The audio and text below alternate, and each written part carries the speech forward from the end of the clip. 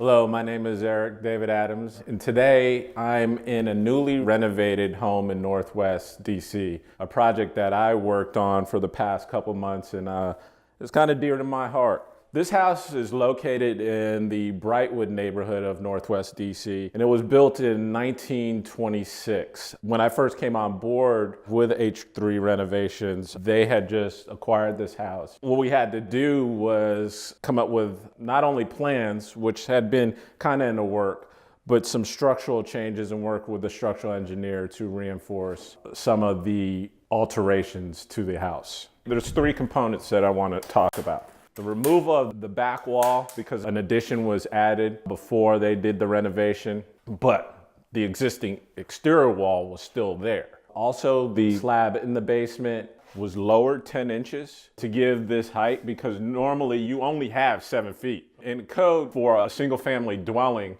in DC, it can be 6'8", and below a beam or duct, it can be 6'4". Part of the project I'm most proud of, and that's the new deck. So I want to talk about how the roof has been reinforced with the beam, and I want to show you that right now. This shows where originally the house ended. This was the back wall. The addition was actually done prior to the renovation, but the wall was still existing here with the addition. So what we had to do was remove the wall, and by that shoring it up with this beam here.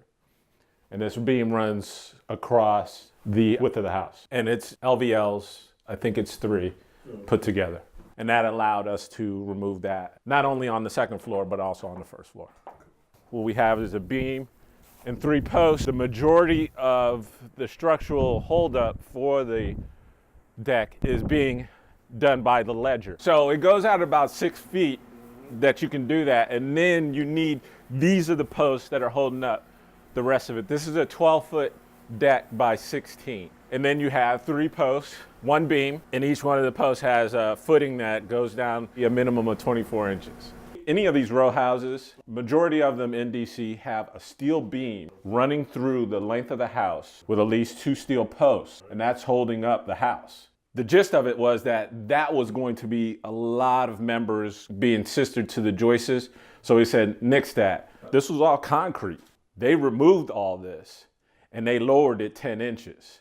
And what you have to do is you have to find the footings first and then make sure you don't go below that. So that was major right there. Whenever you do anything structural, because these are attached homes, you have to notify your neighbors and let them know. And DCRA, before you get your permit, you have to give them a receipt of a certified letter that you sent to both of your neighbors saying that not only did you notify them that you were doing structural changes, but you have to show them.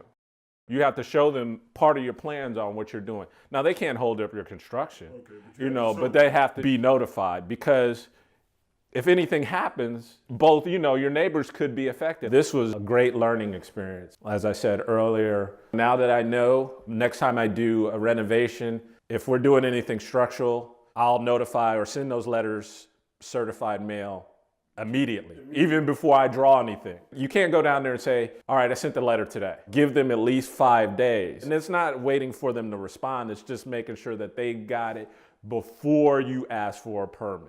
Right. They don't want to say that they gave you a permit before those letters got to the person. So thanks for tuning in to Back to the Drawing Board. I'm looking forward to doing several episodes this year, so stay tuned. Oh, and by the way, if you're interested in your own renovation or purchasing this home, tag Carlos or Jess.